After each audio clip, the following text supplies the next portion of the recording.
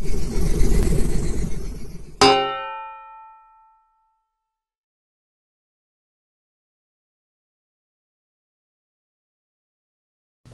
what made you guys want to move to New York? Do you guys have family over there, or we have an older brother that had moved out there like in the year 2000, and then in 2003, I got a scholarship to go to school out there, and so I decided to go out there. I went to go study music. You know what I'm saying? So, what better place to study music, you know, and make music and be involved in hip hop than in New York and in the Bronx. This is a bad interview etiquette. Sorry. It's okay. And did you just move out there to follow your brother, or were you doing other things out there? No, I went out there specifically to make music. Okay. Like, to me, New York is hip-hop's mecca. You know what I mean? Yeah. And so I went out there really just to record a project, and I ended up staying. Were you guys making music when you were living in Chicago? Yeah, I mean, we... Not together, really. Not together, yeah. On our own, though. I was in high school. I spent some time in Chile, and then also here making music. So yeah, I definitely started in my teenage years to produce music and to MC. I got into hip hop. I was a b-boy. I was in a crew. Chicago. I was down with a couple crews in Chicago. My main family was like this crew called North Stars, Chicago Champions, and then I was, you know, just like my main thing, I was just on just hip hop on the battle scene. You know what I'm saying? Just like, but I wasn't really recording music like that. You know what I mean? So then for me, it was like, all right, we got studio time in New York for free. Let's get it. It's time to do it. What is it that pushed you into making music, though? Is it something about your experience living in Chicago, or are your parents musical, or is it just something you gravitated? Man, our parents are musical. I think sometimes with any type of art, it's your way of making sense of the world. And for us, you know, having grown up in Chicago during the 90s, definitely a heavy hip-hop cultural influence, not just the music, but, you know, like Rod said, he was a b-boy. The graffiti aspect of it. So for us, I mean, at least, you know, for me also, it was about making sense of my reality through music, through art. Or, you know what I'm saying? But I mean, I don't think my parents were like, they're not like artists or nothing like that. Yeah. But I think that we grew up immersed in an environment in which music was a tool. You know what I mean? Was a way of sharing social, you know what I'm saying, messages about change. Like we're from Chile. And the whole, you know, like I grew up listening to La Nueva Canción, which was like artists like Victor Jara, you know what I'm saying, Silvio Rodriguez, Pablo Milanés, Mercedes Sosa, Daniel Viglietti, which is not hip hop, you know what I'm saying, but it's music that spoke about, you know, social issues and addressed, you know, dictatorships that were going on all over Latin America. So definitely, there's definitely an influence in growing up around that environment. Our parents were political activists, so it was constantly like there'd be musicians that would stay at our house. You know what I mean? There's this group called Group of Raíces from San Francisco. We had musicians from Inti Limani at times, like, you know, like there was always people staying on the couch. And a lot of those folks that did come through were musicians that were in town. Like we're in town today to do music about, you know, about now we're the guys that stay on people's couches. There's a lot of those going around. A lot of you guys have your own arts collective in the Bronx, and you guys are here at Connect 4. When did you first get involved with Connect 4? What is it that drew you to it? We were down with Connect 4 when y'all had the spot on North by California. It was like a basement, you know what I'm saying? And we did a show. It was like it was an Honduras resistance show. Yeah, we did an Honduras resistance show when the dictatorship happened in Honduras. That was our second show that we did there. And then the first show that we did, there was like some kind of like, I don't know, man, I want to say, it was like an A something conference, A3S or some, there was like some political social movement conference going on, and like the finale show was at Connect 4. So that was our first time. We did like 2 or 3 shows at the original spot. And we were open because that's what we were doing. And I was like, yo, like, You know, just like we open right now off y'all green screen and these lights, you know, like, all right, you taking notes. That's right. I was looking at your website, and you guys have like a multimedia studio in your Yeah, we have a we have a music studio. But basically, like, the concept is the same. We're an arts collective, and you know, we believe in the idea of having an autonomous space, you know, where you could practice alternatives to the mainstream culture that's force fed to our young people, you know. So for us, it was like we have that, and then we believe in the importance of media. You know what I'm saying? We're about to open up this media lab called the Nuestra America Media Center, you know, which is like in the Rebal Diaz collective. Yeah, inside the collective. Okay. And that's like gonna be like a computer lab in which we're gonna, you know, teach young people how to use Final Cut, you know, video editing, how to use Pro Tools, how to do audio engineering, how to use social media, you know. So what I do like about your collective is that you guys are reaching out to the youth and listening to a lot of your lyrics. You guys do talk a lot about the struggle, you know, repression, oppression, kind of imperialistic themes, you know, fighting the power structure. A lot of young people nowadays, they don't have a connection to that revolutionary spirit, or they have this apathy. They don't feel like they can do anything about it. What do you guys try to, you know, give to the people who come through your space, or the young people that come through your space? Young people don't really need to be told that they're oppressed. Young people that live where we stay at in the Bronx, which is the poorest congressional district in the entire United States. Young people don't need to be told that their conditions are different than some kids that live in maybe Manhattan or the more fancy areas of New York. There is apathy, but like I said, but young people are they don't need to be told, you know, that they're living conditions where at the end of the day, they're not on an even playing field than other young people in different areas of the city. So for us, it's really about creating an open space where dialogue can begin. We don't aim to hold a moral umbrella over anybody. We understand that the conditions of poverty in our neighborhood, in regards to crime and drugs, are rampant. But at the same time, we have to understand that those are symptoms of capitalism and of poverty. And for us, we welcome young people that maybe haven't been exposed to explicit political rhetoric or politically revolutionary ideas or ideas of social change, but being able to create a safe space where young people can enter and even begin that dialogue. You know what I'm saying? So for us, it's really just about creating a safe space for young people for a dialogue to even begin. And political education doesn't always have to be, you know, let me tell you about imperialistic and racism and isms and istics and a million huge words. For us, it's really about action. Rod said we're from Chile. There was a pioneering organization in Chile called Hipología in the early 2000s that one of their mantras was del mensaje a la acción, right, which is from the message to the action. So actually living those values that we seek, of those values of the world that we seek to change. You know what I'm saying? So we talk about creating a world that's more just, creating a world that's more equitable. We want to practice those values. You know what I'm saying? So for us, it's about creating that space where those values are practiced, and young people can absorb that alternative to what the rest of the world is offering. What do you guys feel like you're doing with your music? I think that what we're doing with our music is, I mean, from my perspective, like when I write lyrics, I'm just trying to be honest, for one, you know. I'm not trying to preach, you know what I'm saying? I'm just trying, I think of it like I'm having a conversation with somebody, you know. But I think that more than anything, like, what we're doing with our music is talking about issues that need to be addressed, you know what I'm saying? Like, what good is it for me to talk about how much swag I got and whatever, you know what I'm saying? Not to say there's anything wrong with having self-confidence, you know? Right. But what good is that if there's, you know, or about how much money I don't have, but I front like I have when there's police brutality in my community, you know what I mean? When there's education cutbacks, you know what I'm saying? Like, we like to just address the reality, you know what I'm saying? The majority of the people in our community aren't, you know, living the rap life that's being portrayed. We also like to make a difference between the rap music industry and hip-hop culture, you know what I'm saying? Because a lot of times when we do interviews, folks are quick to ask us like, oh, well, your music, what makes your music different, you know? And what we say is that we're making, the music that we make is hip-hop music, you know what I'm saying? And when you look at the hip-hop culture and its origins and what it was about, it was like Chuck D from Public Enemy said, it's like being a CNN in the streets. You know what I mean?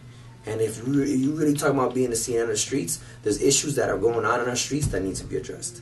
And I feel like that a lot of these rap music industry dudes aren't doing that. You know what I mean? Like, and I feel like that's a disservice. And what they're doing is force feeding, young people values that are not native to our communities, values of individualism, materialism. So what we do is basically hit them with values that are native to our community. Like we talk about sharing and about building. You know what I'm saying? Like we talk about building community, about building trust. Like and that's what we're trying to address is that we could build community. We don't need nobody to come save us. A lot of times in the social movements, you get this context of like, oh, I'm going to go to your community and empower you. We already have power in our communities. You know what I'm saying? There's already, power in the hood. It's just a matter of getting that hood organized. So that's what we talk about. You know what I'm saying? It's about building power. Do you think the lack of community is what is stopping people from being able to build these mass movements?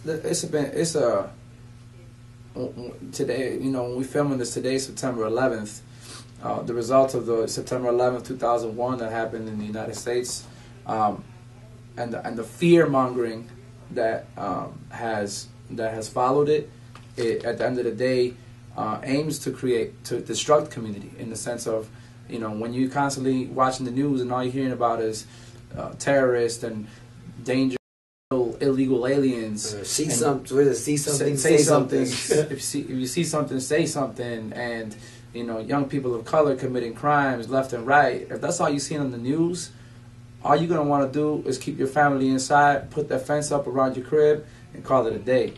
And that's not that. And if you don't got a crib, put mad locks in your door. Yeah, and that, when you do that, that's not you're not worried about your neighbor, and so for us, that's actually our vision for our community center in the Bronx is real simple. It's to build community through the arts. You know what I'm saying? And that's why when we talk about just as simple, like for us, it's as political as it gets when you talk about just creating a safe space for young people to be at. When you talk about how much police brutality is going on in the streets, how much violence is going on amongst ourselves, we pointing guns at each other while guns is pointing outside towards us. You know what I'm saying? So for us, if the idea of creating a safe space is really the most political stance we could take in our current context.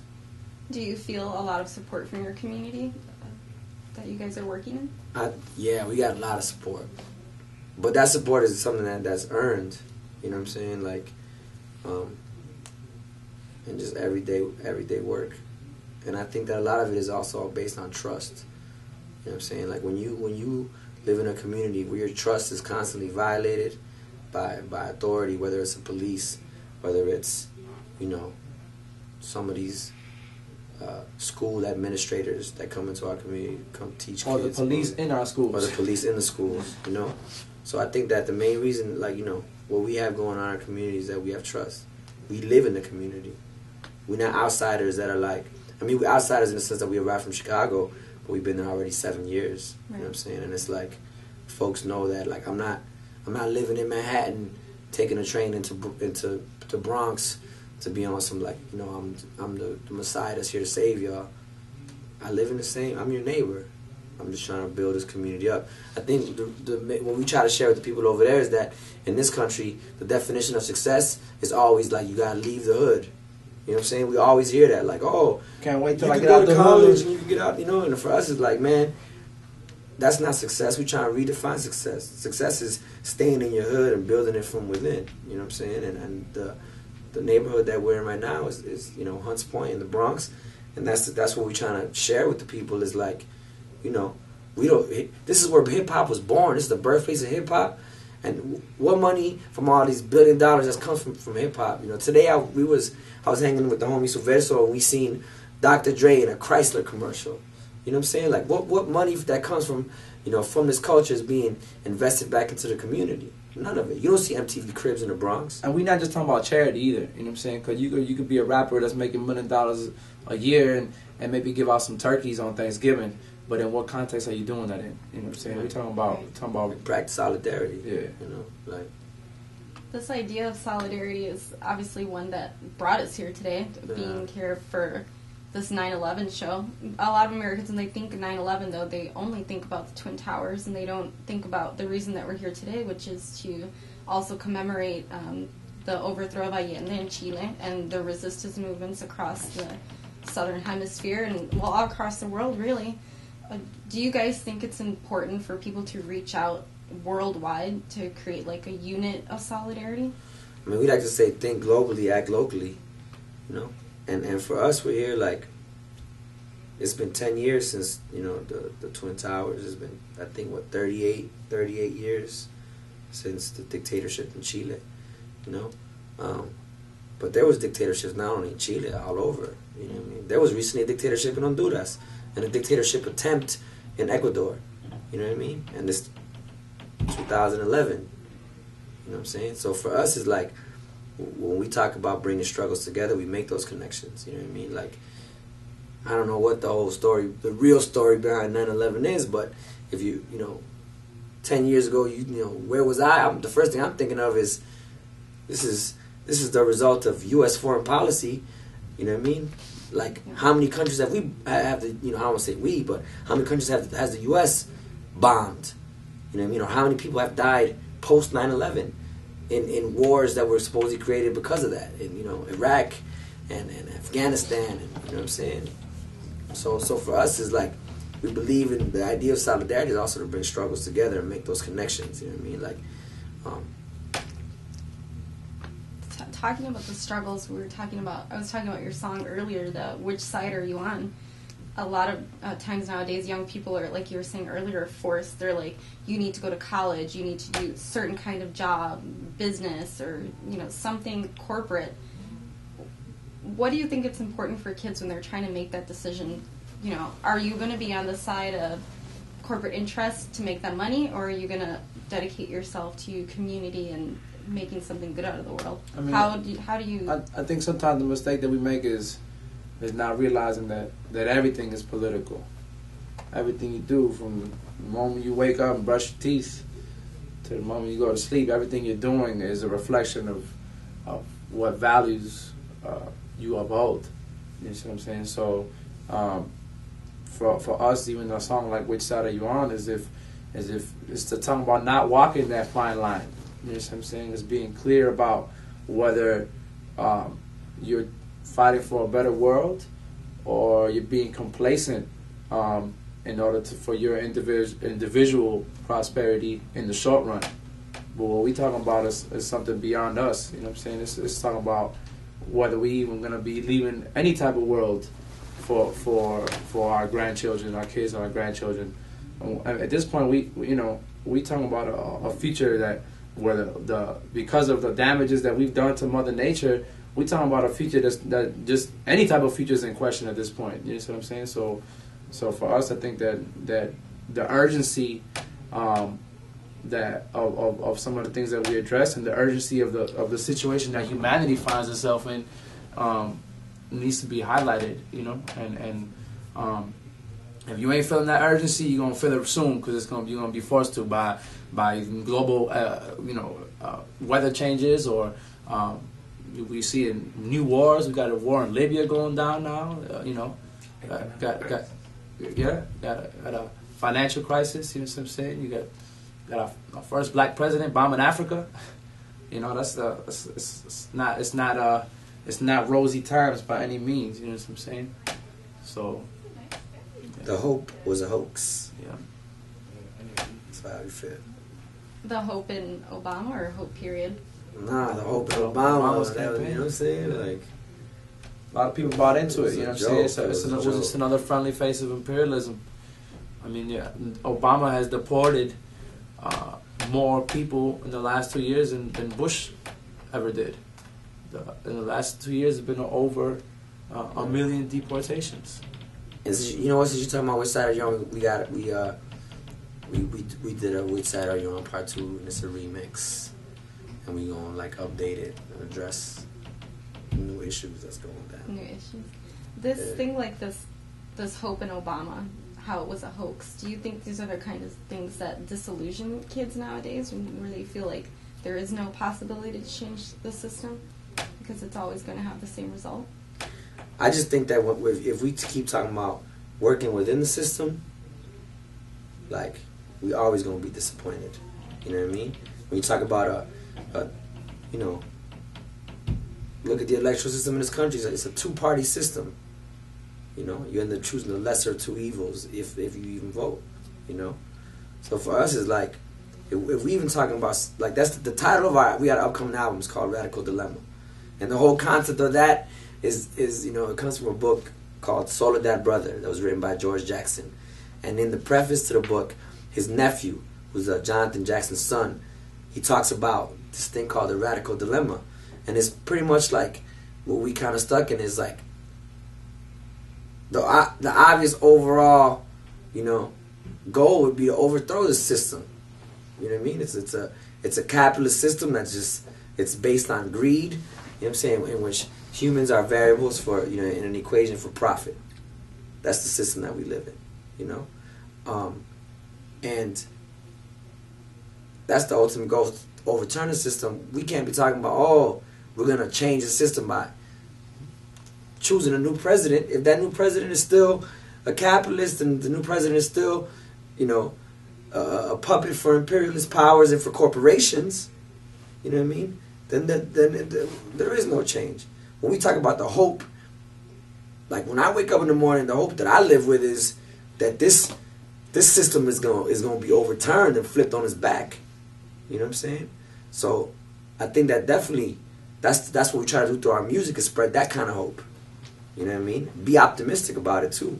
Because what happens a lot of times is, like, I feel like in social movements we get caught up in the idea of what we oppose. Like, I oppose the war, I oppose police brutality, you know what I'm saying, this and that. But what do you propose? You know what I'm saying? Right. So that's what we're trying to be on, is like, we gotta have proposals if we're talking about social change. You know what I'm saying? And having alternatives. Like, I'm not down with Obama, but what am I down with? You know what I'm saying? So, and also recognizing and accepting small victories. yeah. You know what I'm saying? Because the enemy is a patient enemy that has long-term planning. And we need to engage in long-term planning while at the same time being able to celebrate small victories that we have. A space like Connect 4, a space like the Rebal Diaz Arts Collective in the Bronx, creating a cultural space is a pocket of resistance. You know what I'm saying? And that's something that should be valued and celebrated as well. I really do value that, and I think a lot of the people who come through this space are looking for some kind of connection, cultural connection, political connection, some kind of connection to link them to their community, which is what I think is so great about Connect 4 and the Rebel Diaz Collective. You guys mentioned your album that's coming out. That's coming out in October. Yeah. Are you guys going on tour for that, or anything exciting to celebrate that? Yeah, we're doing a tour. We normally do a lot of touring within university campuses. Okay. So we're going to be continuing with that. We're also going to be doing some shows in New York to promote the album, and also in the springtime overseas. And you guys were you guys in Europe for a tour or something like that? Yeah, we did it. We was in Germany, Greece, France, England. It was crazy. We were in Greece while it was going down over there. The perfect time too. They were going crazy over there. Yeah. And it's about to keep Square, going. It's about to keep going down because they're essentially they're about to default again. The Greek government's about to default on the loans again, and that could potentially bring collapse the entire euro currency, and the effects of that on a worldwide global scale. Plus the problems here in the United States. I really find Greece as an inspiration, though. The way if they're not down something, they will go in the streets and they're going to tear stuff up. Like, yeah. I mean, in Chile right now, there's thousands of young people. I mean, there was a march the other day, about 300,000 young people on the streets marching for universal free education, universal quality free education. It's in the air. It's in the air right now. Like what I look at it like these corporations, they've been so greedy. You know what I'm saying? It's only a matter of time. It's only a matter they eating themselves up with their own greed. You know what I mean? It's not a coincidence that people are uprising. There was uprisings in Egypt, uprisings in Chile, uprisings in Greece, uprisings in London. We were just in London, and when I came back and I see the news, you know what I'm saying? Like, the news calls it rioting, but we know what that is. That's people, you know what I'm saying, uprising. Why? Because there's cutbacks in education everywhere. Everything's being privatized. You know what I mean? the future of young people all over the world is going to be a future of debt. You know what I'm saying? For the mistakes that these corporations have made. So it's only a matter of time before folks start being like, yo, because to me, I'm like, I know I'm not crazy. You know what I'm saying? But when I go to Europe and I'm like, yo, people are getting it moving in France. People are getting it moving in Greece. You feel it in the air. You know what I mean? And not only that, but you see that there's social movements, there's immigrants that are leaving their lands. Like here, we over here, there's immigrant movements. Because why? Because there's an attack on immigrants. You know what I mean? Immigrants are being scapegoated, but not just over here. You go to France and there's African and Middle Eastern immigrants that are, you know what I'm saying, that are being attacked. The same thing in Greece, the same thing in Germany, the same thing in London. And what's happening is that the southern hemisphere, you know, is moving north because all the resources from the global south are being pimped and stolen. So it's only a matter of time. Like, the reality is that the northern hemispheres are getting browner. You know what I'm saying? It's just that simple. So I look like that's what I felt when I was in Europe. I was like, yo, it's going down. What do you think it is that stops people here in America from creating that energy and sort of rising up like that? Social control. Yeah. We talk about, it goes back to culture. When we talk about the values that are exposed in mass media, they're not just, you know, let me just show you what it is. They're imposed in the sense of you know, you have these huge multinational conglomerates, media corporations that essentially control everything you listen to, everything you see. You know what I'm saying? So for us, when you see that, when you see how the fear mongering that has occurred after 9/11, and it hasn't even just been after 9/11. I mean, before. You know, before we had the terrorists, we had the communists. You could take a George Bush speech from 2003, and it's the same as a Ronald Reagan speech from the 1980s. It's replacing terrorism with communism. And when you have that, again, you have a destruction of the social fabric. You know what I'm saying? So people over here are distracted. We worried about reality TV. We worried about you know, what's happening on Jersey Shore. You feel me? And that serves sports teams. That serves as social control. It serves social control, and we need to go beyond that. And the only way to go beyond that is to build community. You know what I'm saying? That's step one. What would be the biggest thing that you would tell young people or people interested in starting something like the collectives that, you know, both of us work with? What would you tell people? Do it. Yeah. If you're passionate about something, Just do it. Get moving. Yeah. You know what I mean? Like, even right now,